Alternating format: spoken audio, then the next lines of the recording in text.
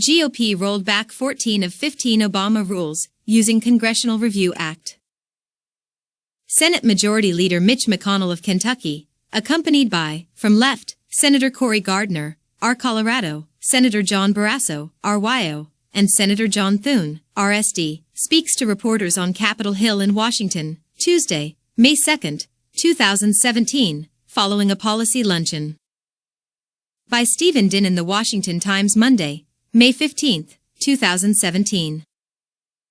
Republicans' test drive of a little-used regulatory review law is now over, and party leaders say it was a smashing success, allowing Congress roll back 14 rules President Obama's team issued at the end of his administration, for a savings of billions of dollars.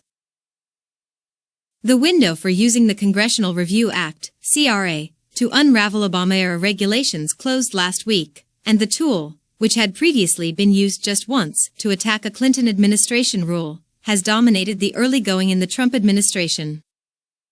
Add.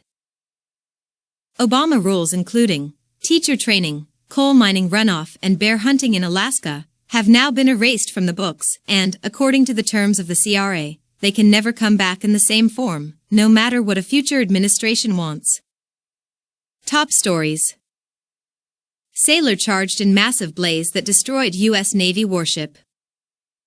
Biden backs adding amnesty into Democrats' budget bill. ZZ Top guitarist says band will continue with late bassist's blessing. We've begun chipping away at policies that have hurt the middle class and forbidden economic growth for far too long, Senate Majority Leader Mitch McConnell said, during a victory lap last week. Add. The CRA allows Congress to go back and attempt to repeal rules adopted within the last 60 days that Congress is in session. Given last year's election and other vacations, that meant any rules back to the middle of June were fair game for overturning. The rules are also streamlined, requiring just a majority vote to pass in both the House and Senate, meaning the GOP was able to avoid a Democratic filibuster. Republicans were successful in 14 of their 15 attempts. Their final attempt, an effort to roll back a methane emissions rule that dings oil and gas production on federal lands, fell through after Senator John McCain, Arizona Republican, surprised his party leaders by voting against the repeal. Liberal advocacy groups cheered that victory and sighed in relief over some of the rules that escaped the axe, including consumer protection rules. Senate Minority Leader Charles E. Schumer dismissed the GOP's regulation rollback, saying it was no substitute for a real agenda, which, he said, has been lacking so far in the Trump era. The fact that they are bragging about these highlights how little else they have accomplished legislatively, he said. He and fellow Democrats said that instead of unleashing the economy, the rollbacks were payoffs to certain GOP-friendly industries. They are giveaways to big oil, big gas, big coal, big mining, and wealthy special interests. The American Action Forum, a conservative-leaning think tank, calculated repealing the rules could save the economy millions of hours of paperwork and $3.7 billion in regulatory costs to the federal agencies, and perhaps $35 billion in compliance costs for industry. The biggest savings came from what was known as the stream buffer rule, which imposed strict controls on runoff from surface coal mining, and which critics said could have cost the industry 1/3 of its jobs. Sam Batkins, Director of Regulatory Policy at the AAF, said that could put the U.S. on track for a net negative year in terms of regulatory burden. He said in the more than a decade for which he has data, that's never happened. He said going into this year, Republicans had hoped for between 6 and 12 rollbacks. To get to 14 was at the upper end of everybody's prediction, he said. Mr. Batkins also said rollback was also not an indiscriminate culling. Just 3 of the 14 rules were deemed major.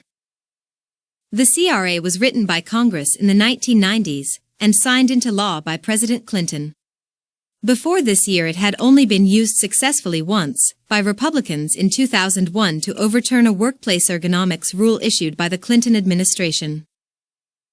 Success requires a willing president and Congress, which means by its nature it's most likely to be used when there's a change of parties in the White House. The GOP's broad use of the law this year will likely force changes in the way presidents operate in the future, analysts said, forcing them to push out regulations earlier in their terms so they aren't subject to the look back. Amit Narang, a regulatory expert at Public Citizen, said he hopes Congress is the one that changes by repealing the CRA. We just do not need to give Congress this shortcut to kill regulations that protect the public at corporate interests' behest, he said. This shortcut is unnecessary, it's arbitrary in many respects. This law needs to go. He said it takes agencies an average of 4 years to finalize major rules, so they aren't rushing them out the door at the end of a president's term. Under the CRA, agencies cannot issue new rules that are substantially the same as the ones Congress has repealed. But what that means in practice is difficult to say, since the CRA has only been used once before, and no one has had to grapple with an agency's attempt to reinstate a regulation. The first test case could come soon. One of the rules repealed this year was issued by the Securities and Exchange Commission, which was required to write the rule under the 2010 Dodd-Frank Wall Street Overhaul Law. The requirement in the law still remains, but the SEC will have to figure out how to rewrite the rule in a way that doesn't clash with the CRA. Copyright 2021 The Washington